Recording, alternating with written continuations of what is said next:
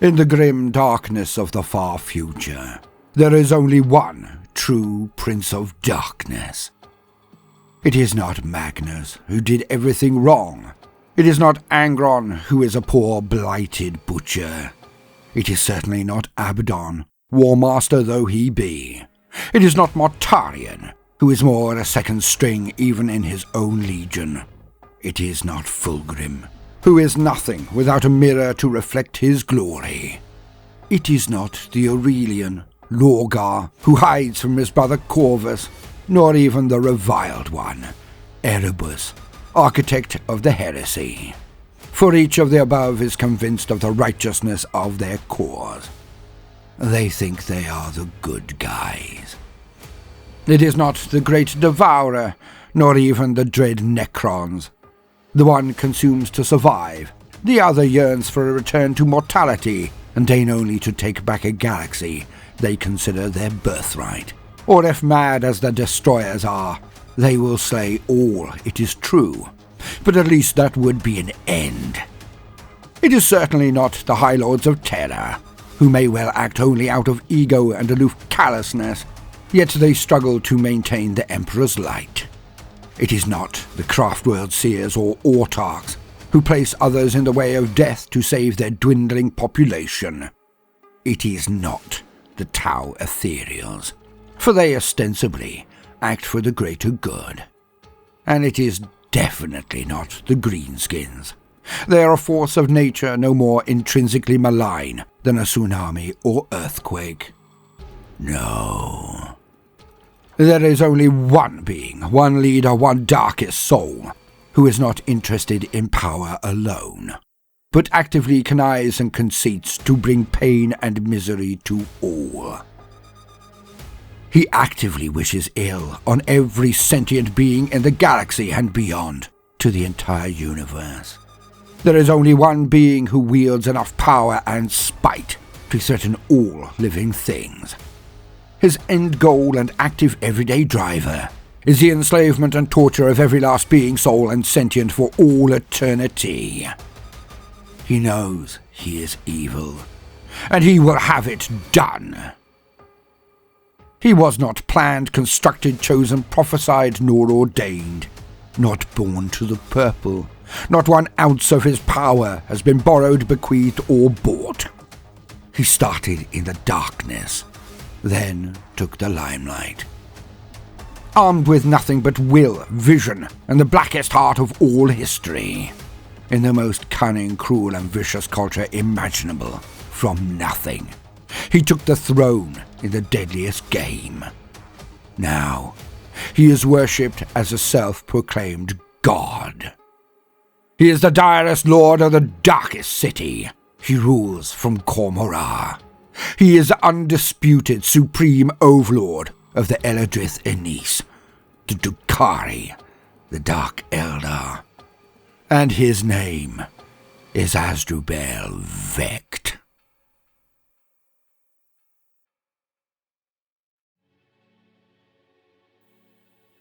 Welcome, gentle listener, I am Baldermort, your faithful servant, and today we shall truly plumb the very depths of evil, for no other being deserves this title more.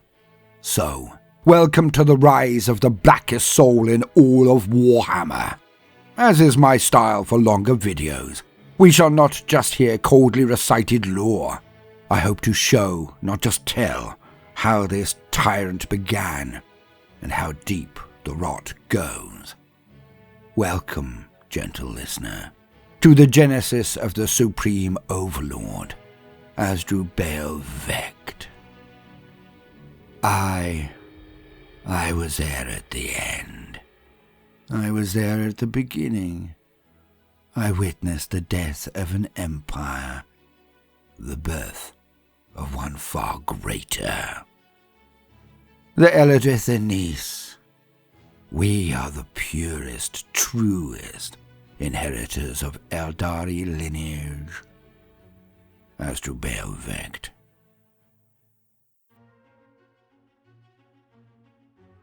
Sacrifice. 100 bell chimes float towards me, Their sound made manifest in lights scintillatingly shuddering and gently cavorting on the air. My senses are overwhelmed, for they are augmented by 100 perfumed unguents, balms as rare as they are expensive. Every inch of my body has been oiled in sacred tinctures, each of which took years to devise, great labor to produce. Extracts of 1,000 mortals from scores of sentient races used up in their manufacture. My mind reels under the effects that seep straight from my pores to my limbic system, enhancing every smell, taste, touch, every sensation. I drown in every caress, every breeze, every sight and smell. I am held prostrate on a palanquin of hands, each connected to a holy priest or priestess of the cult, each holding me up as we process to the place of my sacrifice. I see the expansive vaulted ceilings of this holy place, hear the perfect acoustics, as those who carry me sing a requiem just for me.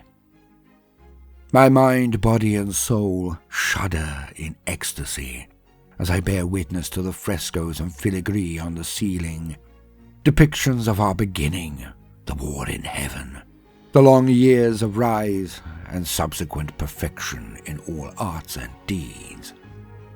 Its beauty and tragedy pierce my heart and make me want to weep. Yet one aria pierces through the choir, soothing, superb. It increases in volume as I am processed towards the altar. The one voice is the high priestess of the cult. The altar, my destination, my doom. I am unable to move, but would not do so even if I could regain control of my body. Now is my end, and I welcome it. I am nothing, a slave. I was born for this purpose, raised to know it was my destiny. A single perfect moment just for me, that would lead to a perfect moment for hundreds more thereafter. I am brought to the sacrificial slab, and the hands deposit me on its silken surface. Above me I see the center of this holy structure. The dark marble reflects my image better than any mere mirror. I can finally see the priestess, the most glorious female I have ever seen. She is adorned in the most subtle of silks and veils, the gossamer of them caressing my shoulders, as she looks down into my eyes from above, her hair draped over my torso for a fleeting moment. She checks that I am still cognizant of all that transpires, am aware of my fate and near future. With a smile so seductive, yet more threatening than the sultry gaze of a vampire, she knows I am ready. I can barely make out the hundreds of bodies swaying and swooning around me, many kneeling, others twist on the spot in perfection. The song rises in tempo and depth. The moment comes. The beauty before me rises knife above her head, an ancient blade of exquisite grace. She brings it down slowly to draw a line across my throat, gently at first, to make me aware of the method of my own execution. Then she presses it against my neck, drawing but one drop of blood. She proves the blade's efficacy to all, and especially to me. Yet, something is wrong. I can feel it, sense it. Something has changed, or is changing. She raises the blade high, her voice now rising to a crescendo to match all those around us. But then, she falters. Her voice cracks. Unheard of. Impossible. And then, the world I knew, we all knew, ended. An ever-building whine comes from no throat in the congregation, yet all can hear it, all can practically feel it. The walls and floor shudder, and it is as if my vision breaks into a shattered mirror. A million shards of light erupt from everywhere. Screams tear from the hearts of all around me, wailing drawn from the mouths of all present, matching the whine that builds and builds without end. The priestess above me drops the blade. It clatters at her feet, as she then screeches and tugs clumps of hair from her scalp in anguish. She then claws at her own eyes, digging them out with blood erupting down her face and dripping from her hands. I can see why. I can hear why.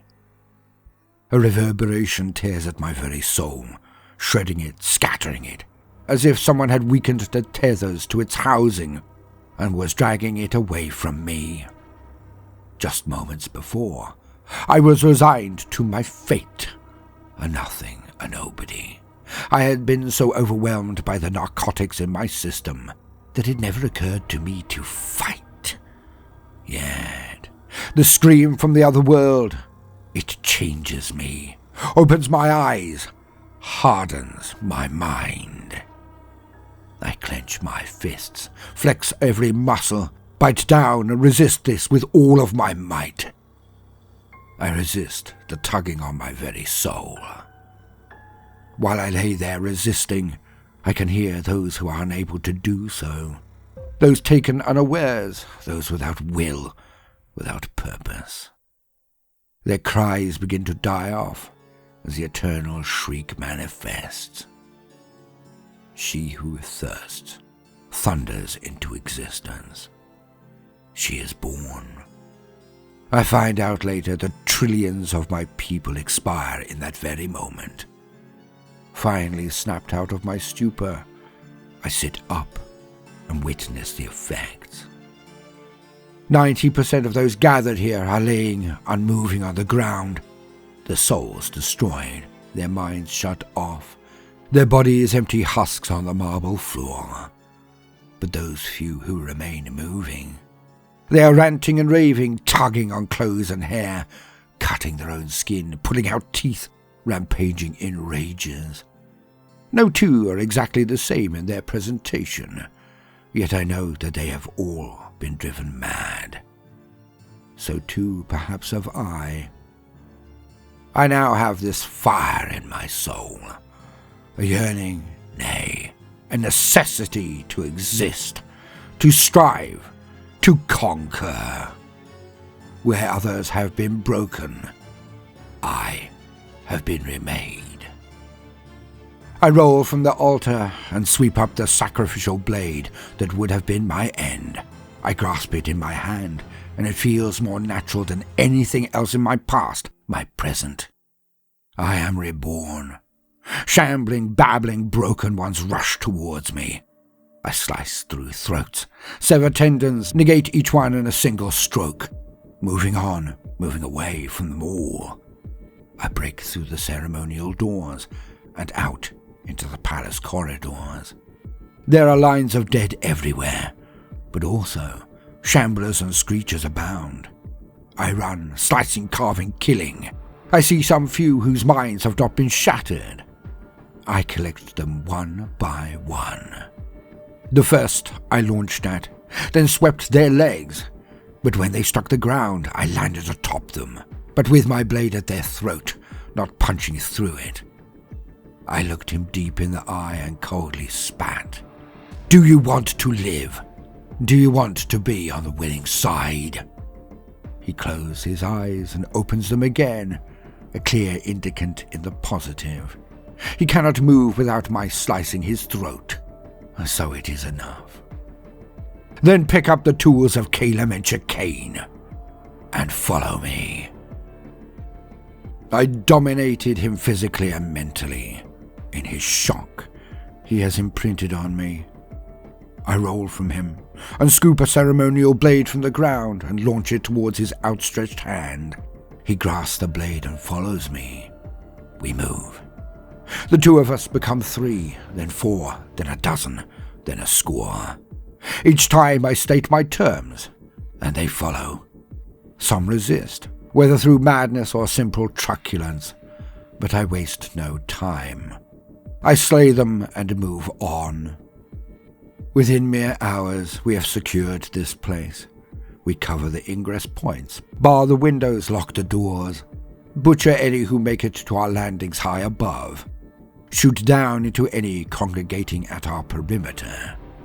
Outside on the streets there are carpets of dead, with madmen and women keening and culling one another in the most harsh and hateful ways. The excesses of the cult's darkest sanctums are now spilt across the world for all to see, and this shatters more remaining minds still. Many of those who have survived this calamity witness its effects, and no small number die of a broken heart at our grandeur mired.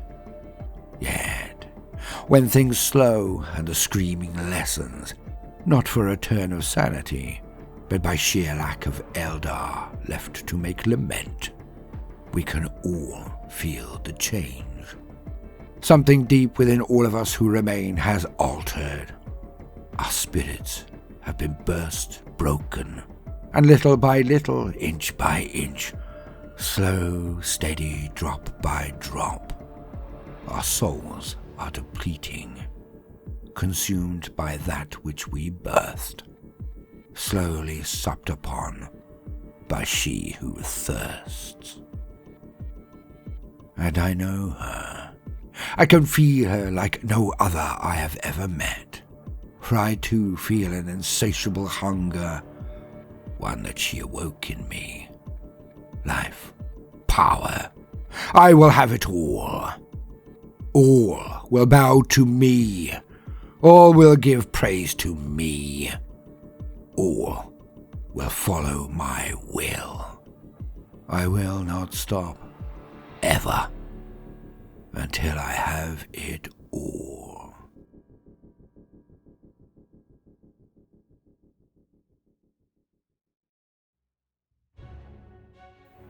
Now for the elucidation.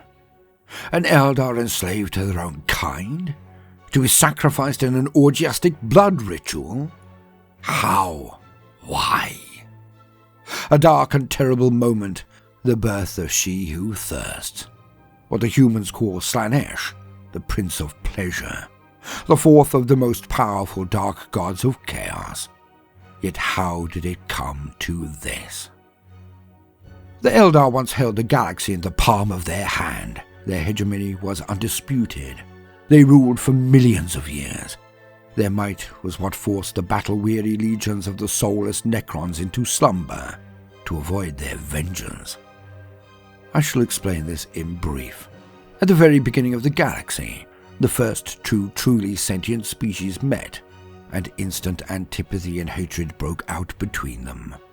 One that led to the very first galactic confrontation, what is now known as the War in Heaven.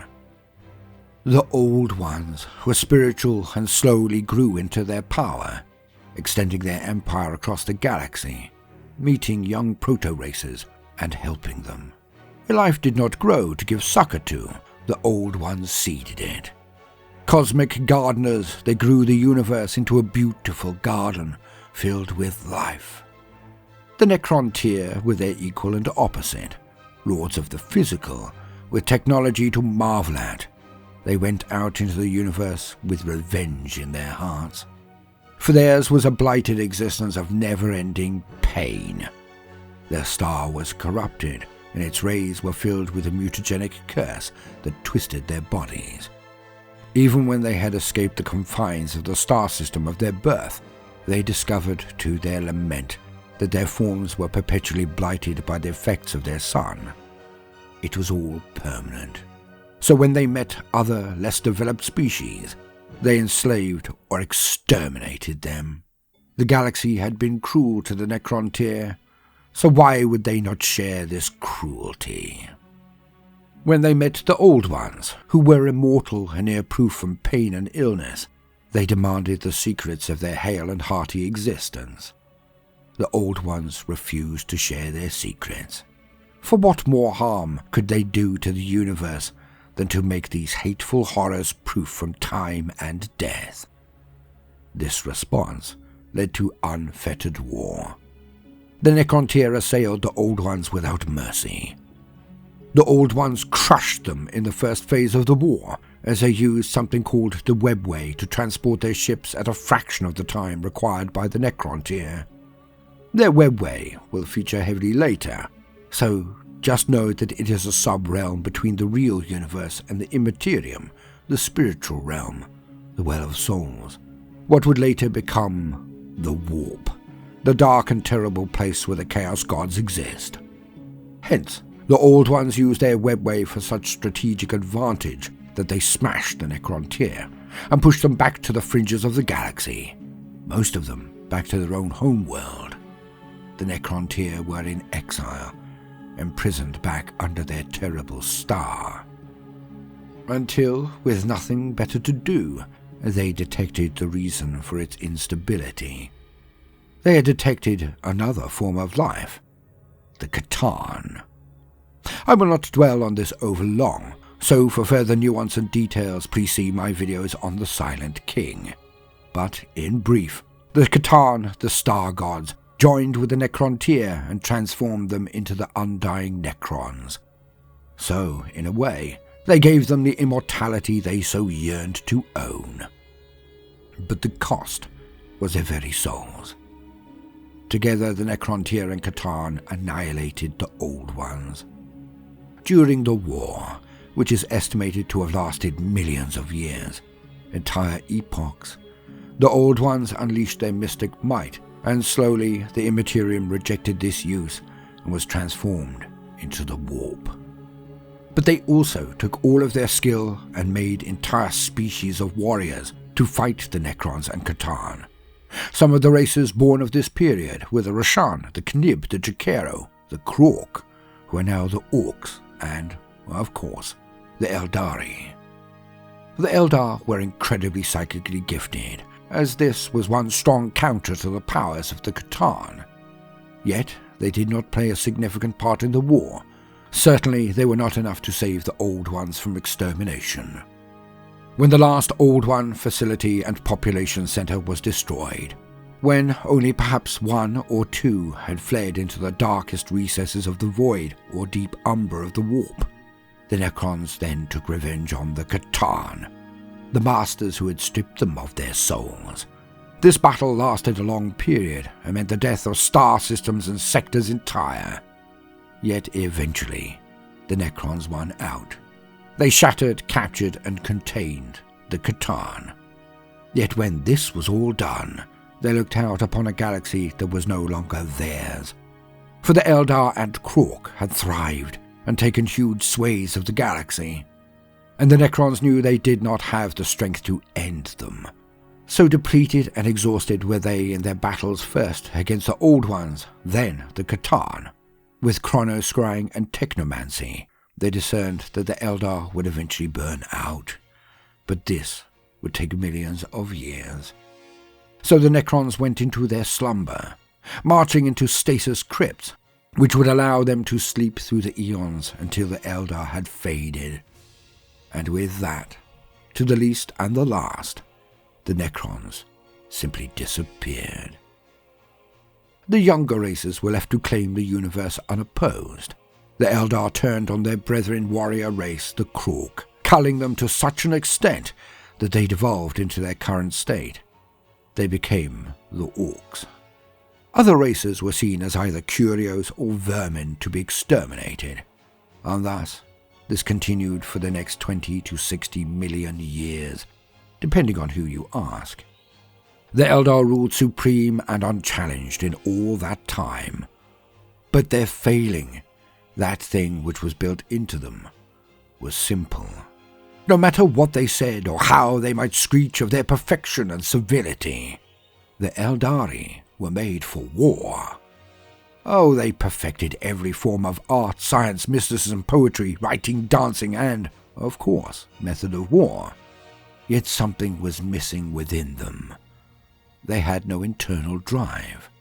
When they had dominated the universe for so long, achieved the zenith of culture and sophistication, they simply had nothing else. If the old ones had survived, they would have gone back to cultivating the galaxy, raising up existing younger races and creating new ones. The Eldar did not have this drive. They perpetually looked inwards. At their zenith, their merest thoughts could conjure entire fleets. Their armies were made of automatons controlled at range via mystic tethers. Their fleets were as numerous as the stars. Their military, cultural, and spiritual dominance was absolute. Their capacity for creation only matched by their appetite for recreation.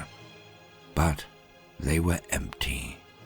When the Numenorians were eventually blighted by their mortality, jealous of their older siblings, the eternal elves who dwelt in the undying lands, Tolkien's Numenorians fell out of jealousy of the immortal. The Eldar of the grim darkness fell out of pure ennui, boredom. Besotted with their own grandeur, like Adonis, they drowned. Sensationalism led to hedonism, diminishing returns, then led to horrifying cruelty. Because degenerates do just that. They degenerate. They twist to utter evil. But it is not a destination. It is a journey without end. A road that becomes more terrible with each passing year, yet they cannot get off it. The old gods of the Eldar were ignored, their shrines fell into dilapidation, and in their place cults of pleasure sprang up. Some religious and cultural zealots left the Empire, going to the furthest reaches of the galaxy, settling onto pre-prepared terraformed worlds. There they rejected all of Eldar civilization and became the Exodites. Perversion and deviance of the darkest kind slowly swept over the Eldar Empire. The worst excesses were performed in distant holdings in the Webway, like Dread Kormorah. We shall explain that more later. But even so, eventually, the cults became obvious even in the heart of the Eldar Empire, and kidnappings, abuse, and terror were impossible to avoid, even for those not of the cults. This led to a second diaspora. As terrible portents became more common, many Eldar took to huge world ships, the craft worlds, and they left Eldari society for the depths of space. With these last restraining voices gone, the process of the fall accelerated. What was once done behind closed doors was now rampant and obvious to all. Nobody raised objections, for all that remained of the Empire were now as blood-drenched and sickened of soul. It was everywhere and everyone. And so, because of this endless orgy and perversion, she who thirsts, Slaanesh, was finally born. On that night, the Eldar Empire ended. 99% of its people died in that one moment. Most of those who survived were mad and slew each other. Yet this still left millions upon millions of Eldar who had been changed by this event. Their souls wounded so that she who thirsts solely consumed said souls. But mostly, it was those in the Webway.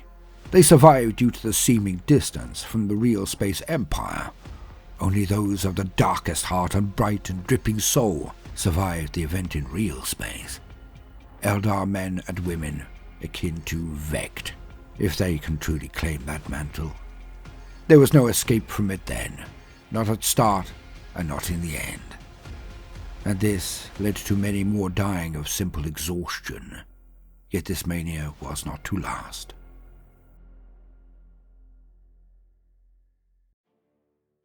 The Eldar Empire was gone.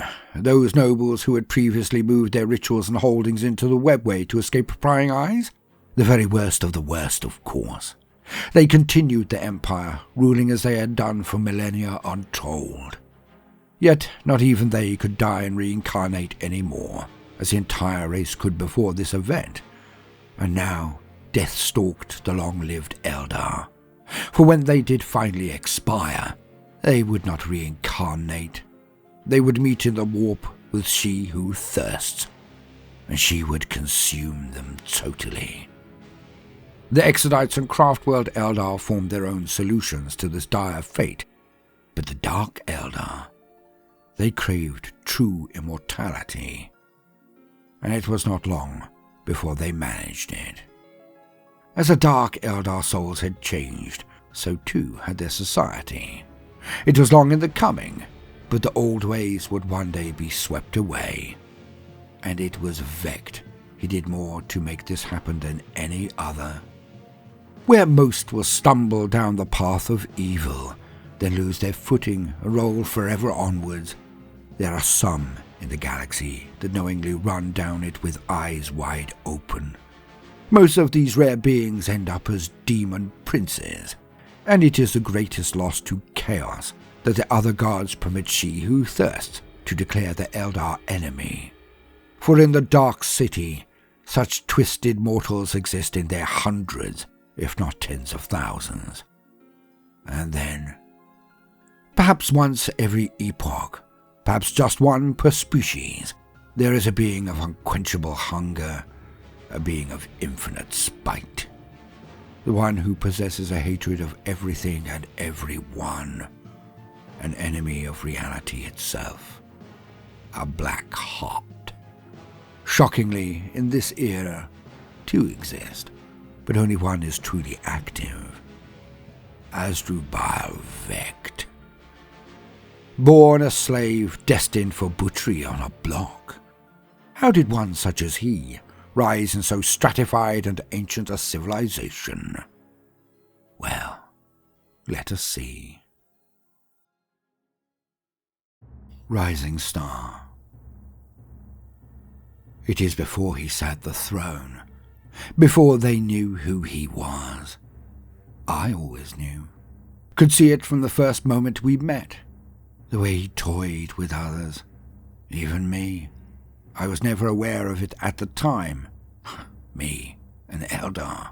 Yet he ran rings around them all. So I consoled myself with that.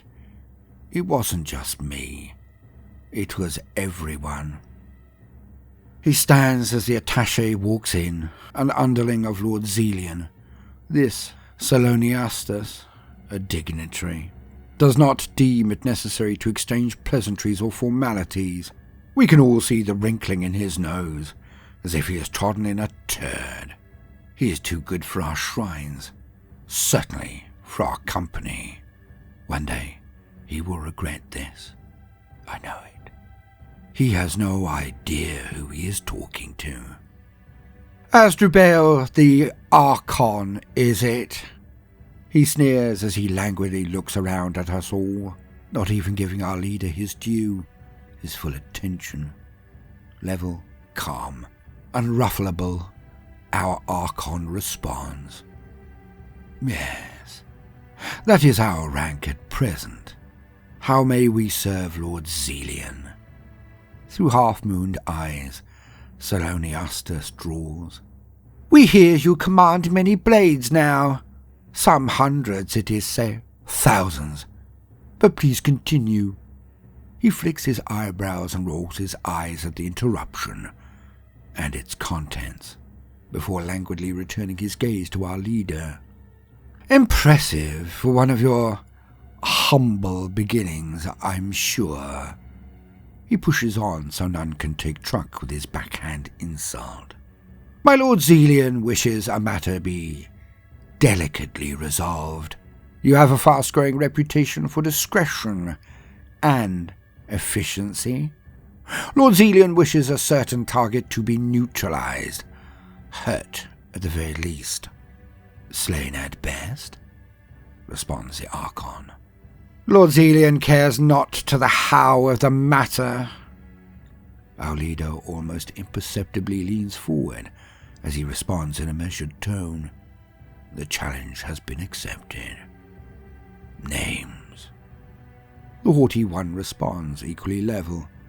Vavasseur Patravan. The Archon gives a hint of a smile around his lower eyelids and nods. Consider it done.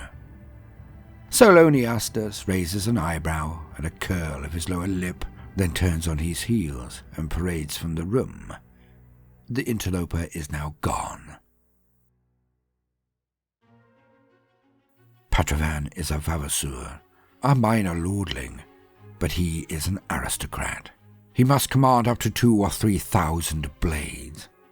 If Zelian thought ours, the first cabal, was only hundreds, is he trying to suppress us? Get us to die on the guns of this minor house, out of foolish pride, unable to ignore or deny this challenge? All here wondered. All of us are Eldar. We see the webs that flow from the one word, the slightest action. Subtle strands plucked to bring bigger flies to the teeth of the hungry. But, as ever, our Lord knew more. He turned to us and spoke. A matter of indiscretion, it seems. Zelian will not wage a war over it. Requires just enough plausible deniability. But he will have his revenge. One of the Drakons, named Dabular, spoke. He thinks this will break us? A ploy. The Archon retorts, but not with threat. This Drakon wishes Asdrubael's thoughts, not challenges his position. No. He guesses at our number. There may be one of his minions standing right amongst us, or amid the temple guards. We must sweep house, but we do so in battle. He continues before any dwell on the meaning of the statement, but all know it means blood. But whose? Zelian wishes to see us in action, to gauge our strength as much as size.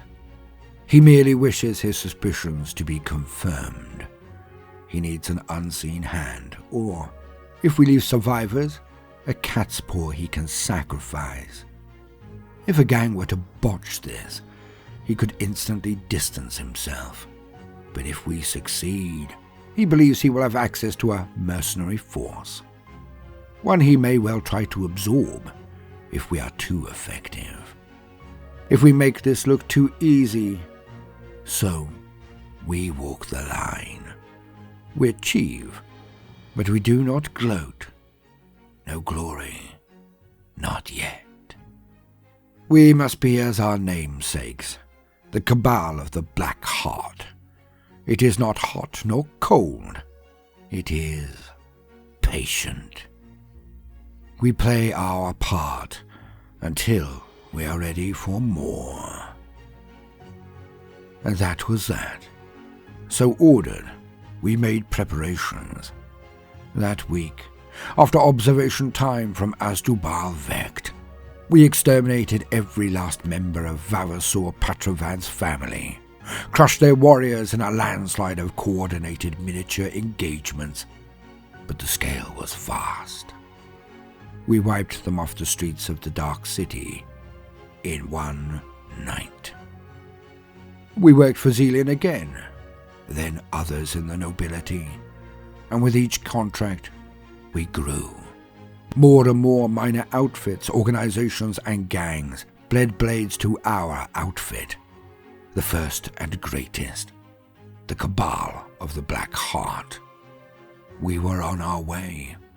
Like he always said to each of us he collected, we were on the winning side. We had him. We had Vect.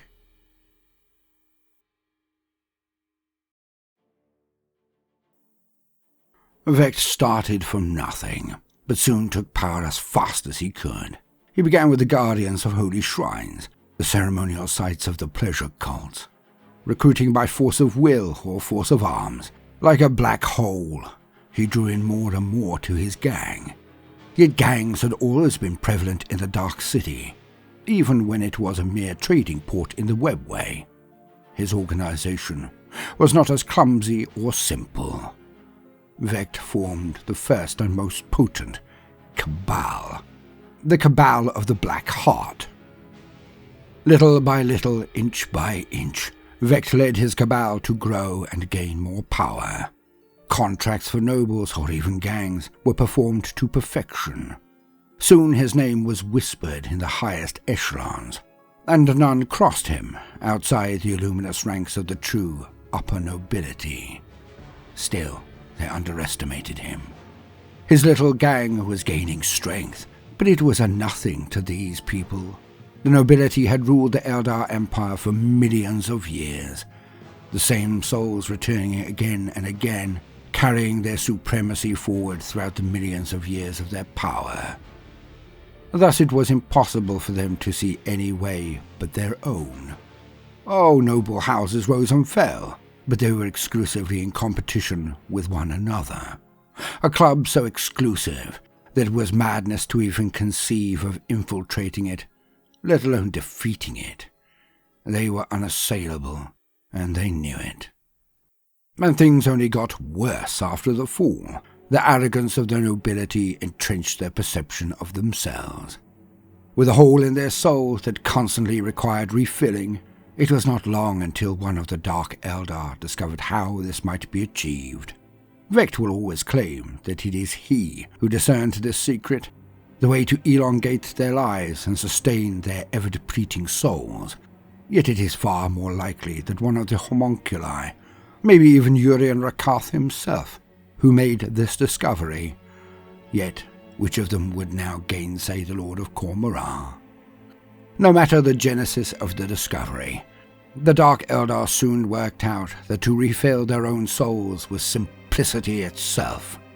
All they needed to do was sup on the souls of others.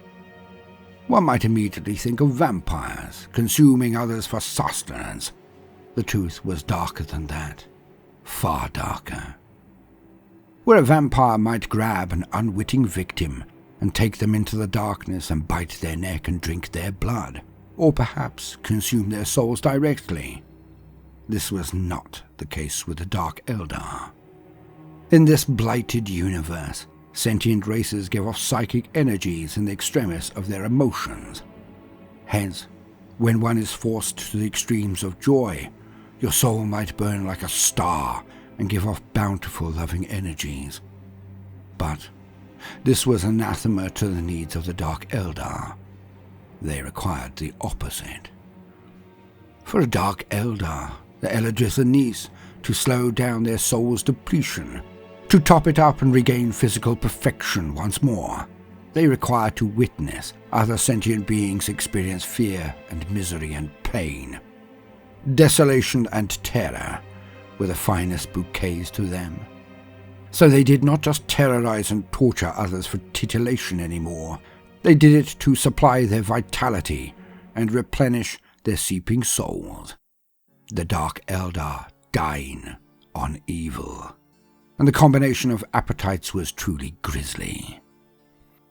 The pain experienced by others, added to their twisted perversions, formed a new paradigm of survival that was carnivorous, rapacious, and never-ending.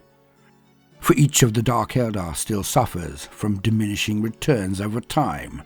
To watch a single person executed while they scream for their lives can indeed sustain a youth, but after months of this, the result is lessened.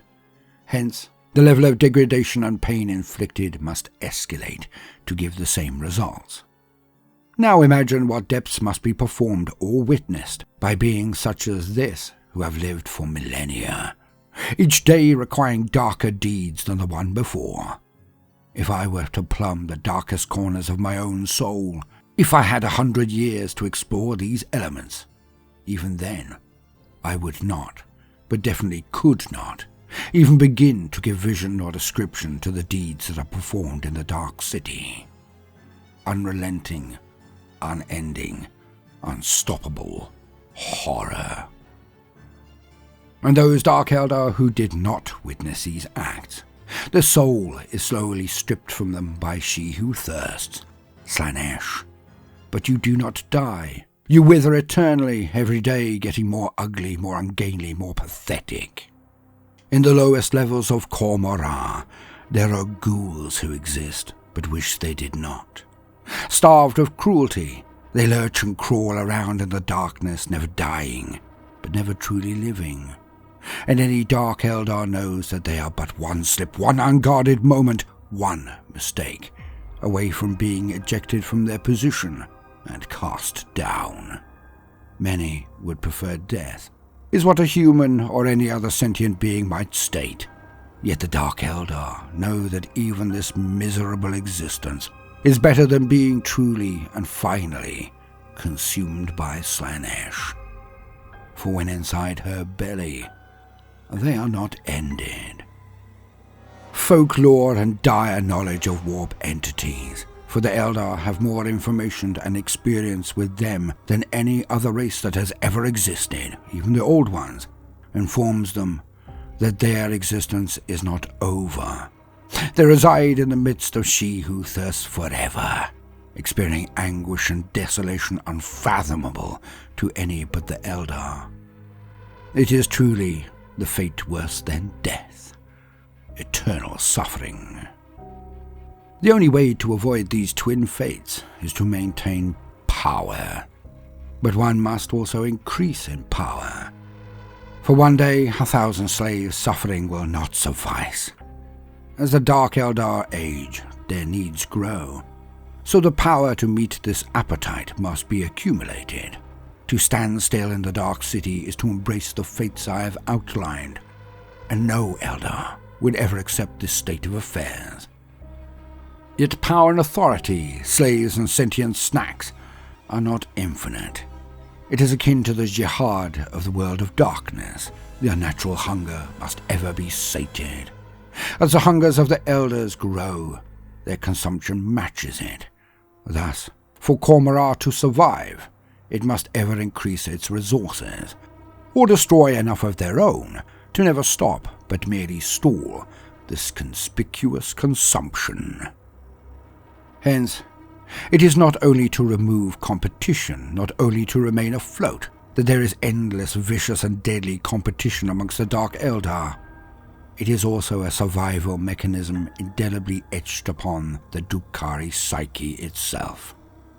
Remove those above you, or they may snaffle the entire galaxy, leaving you with nothing.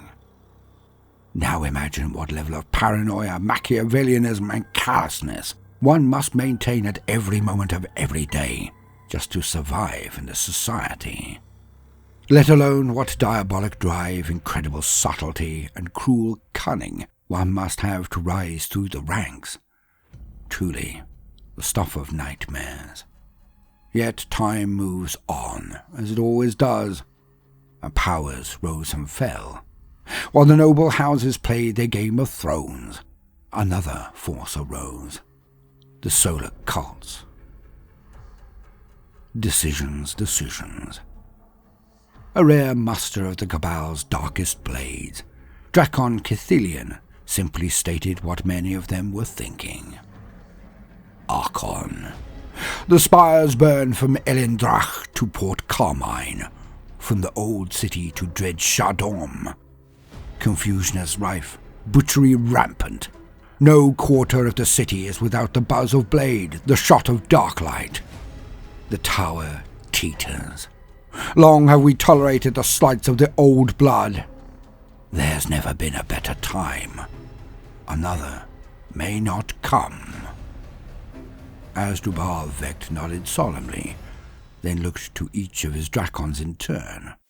Where once there were few, now there were scores of them, and each commanded many. This was no clutch of gangsters. This was a congregation of officers, organized, disciplined, devout. This was the very black heart of the Cabal. Each of the Drakons almost imperceptibly nodded or shook their heads. A direct split. They all waited on the word of the Archon. All who would not have were scoured long ago. They all knew. Without him, they were deadly. With him, with Vect, they were alive, and they would win. Vect always did. just as he promised. Now would come the lesson. Vect sat back and began. The battle rages hot, both swords molten with action. To grasp either would burn, but to stand between them risks being combusted by both. By throwing in our lot, we will shift the balance. Hence, we choose the enemy of the future. The solar cults hold great sway, could bleed the nobility. They are unpredictable and yet effective. Xelian rallies the aristocracy. They are old and ready for war. Theirs is the experience, if not the talent. To see the nobility crushed would open opportunity, as well as being a balm to witness, their stranglehold defined by birth. Yet, we know Xelian and his ilk. We know them. The cults move fast and strike hard, but theirs is a rebellion. Their leadership changes in ebbs and flows. They fight well, but are not adept in the deep arts of state, of power, where it truly comes from, how it is used, how others can be removed by parties that cannot be known, cannot be predicted. In a war against the nobles, they will lose their leadership again and again. So, they are unstable and erratic, and will only turn more so, unless a despotic general gains ascendancy and cleans house. But that will lead to a succession of contenders shifting as time turns on, each more capable than the last, a meritocracy that poses far greater threat to us. So, what do I command? We delay. We accept contracts from Xelian. We lend our strength to the nobility. We allow casualties amongst nobility and for them to concentrate their power into fewer hands. But we keep the top few generally on a par. We help destroy the solar cults. Better the enemy we know, and always the better they will be weakened. We take the straight path. I tell you all again, I will prevail. Do my bidding, and you will live, and you will be on the winning side.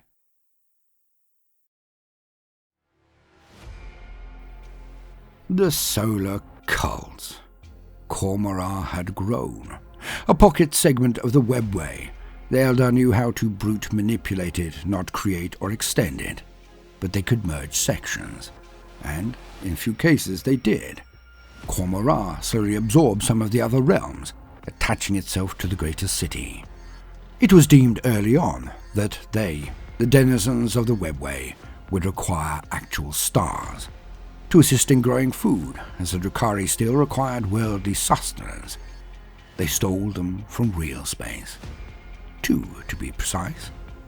Yes, the Eldar are so advanced that relocating a sun is possible. Hardly child's play, but achievable. Those groups who maintained the functions of keeping the stars present soon accumulated power of every form. They challenged the nobility, or the nobility was jealous of their growing threat and started it. But no matter the sparking incident, the two juggernauts went into open war. The casualties were appalling, as it was so widespread. Yet Vect sided with the nobility and helped them to strike down the cults. And the cabal of the Black Heart came out of it stronger. They started their own real space raids, and then things moved even faster. Lines of manacled Mon-K trudged past the imperious Drukhari, harrowed by their treatment, thus hemmed in by fear. Bedraggled humans of various sizes, they would experience different pathways, but all their fate lines ran to an early grave. Vect calculated the head count. and smiled. This influx of slaves would dramatically affect the price of stocks across the entire city. With the regularity of his raids, he had already ensnared a swathe of dependent gangs, groups, and parties of interest. Slaves brought the services of many, even shrines of incubi. Yet this was but one thorn to his rose, one point to the trident. Asdrubael Vect purposefully set off a chain of events. From his first day after the end of Empire, he always understood that chaos is a ladder. The Cabal of the Black Heart had grown to such strength that they performed regular, raucous, real space raids, where the Dark Eldar come out of webway gates into the Materium, descending on worlds and scouring them of all sentient life, hauling away all those who surrender or can be neutralized without termination. This is called a real space raid. Previously, only the nobility had the power in arms and equipment to realize such raids. Vect broke this monopoly, and his cabal ran them endlessly, bringing teeming hordes of slaves into the Dark City. Control, and thus acclaim, hastened the snowballing sequence, granting Vect more power year on year. He rose. For we mere mortals, it would be thousands of years. For Eldar, it was like the blink of an eye. But there were plans within his plans. The raids performed by the Cabal of the Black Heart had all been performed incredibly closely to the main ingress gate to the Dark City. Many raiders would choose targets that would not be noticed. The Imperium can take hundreds of years to even notice, let alone react, to the destruction of some of its worlds, the backwaters or those who provide little tithe, the usual targets of Dark Eldar raids. Yet Vect was not like this at all. Yet Vect chose worlds on major jump routes, hubs of commerce, recruitment and resupply, planets of note. His raids were not eclectic nor random. They could be seen as following an ever-expanding pattern projecting from the one point. Breadcrumbs. Eventually, the Imperium noticed, and they sent a definitive response. A full company of Space Marines on the Forgehammer, a strike cruiser of the first founding chapter, Salamanders. While patrolling, the Forgehammer was lured into a well-laid trap. Surrounded by the fleet of the Cabal of the Black Heart, the cruiser was then disabled by strategic hits from haywire bombs. Vect had crippled the Forgehammer, locked it down and carried it off back to the Dark City. A coup of legendary proportions, the sweetest cargo any could imagine. Space Marines are lethal, sturdy and swift. They endure terrible hardships and make a spectacle of any battlefield they bestride. The entertainment potentials were endless. The arenas would clamour for such a spectacle, and the important strategic information a captain of the chapters held. This information would be beyond price to any large faction within Cormorra. And Vect hid nothing. He practically paraded the Forgehammer amid his fleet as they came through the webway gate into Cormorra. And then Xelian struck. Substantially outnumbering the ships of the Cabal of the Black Heart, Xelian requisitioned the strike cruiser and all of its contents, and there was not a damn thing Vect could do about it. Just as planned. Xelian knew the worth of the ship's contents, nobility of the Eldrith Anise, as he was, ancient and callous. Xelian thought he understood the Astartes. Sending some of his best blades into the Forgehammer, Xelian was shocked. The Forgehammer was crippled, her Marines were not.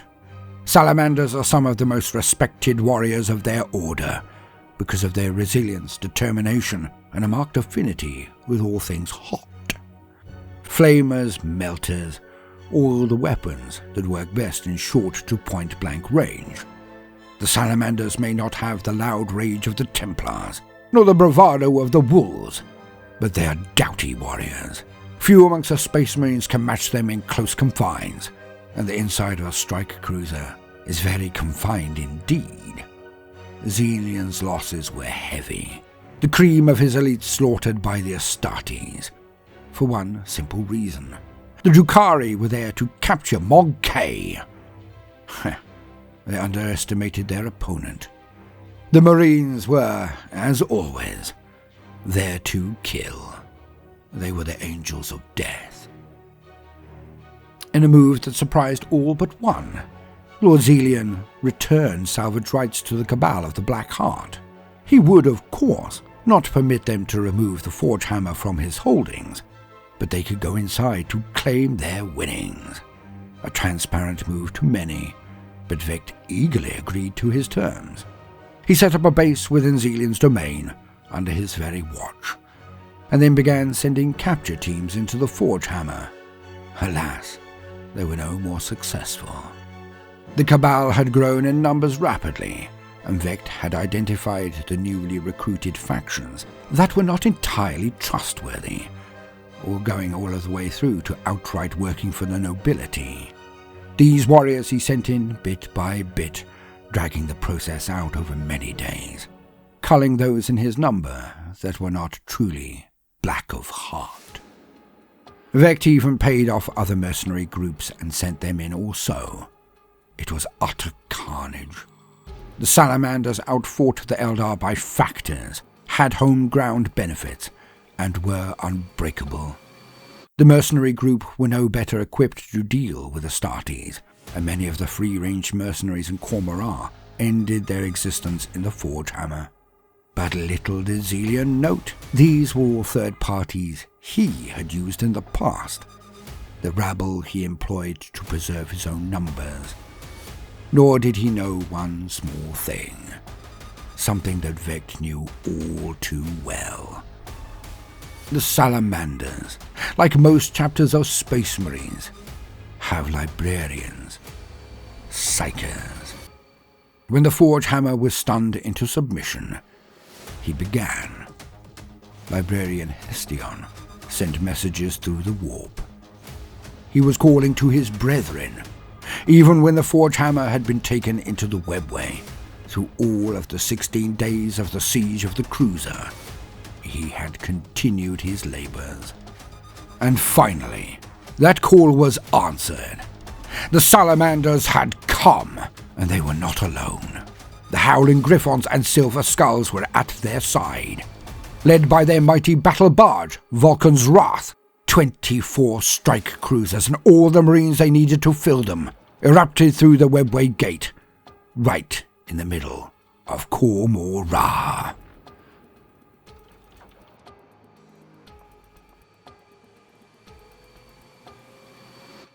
Story continued in The Prince of Darkness, Part 2.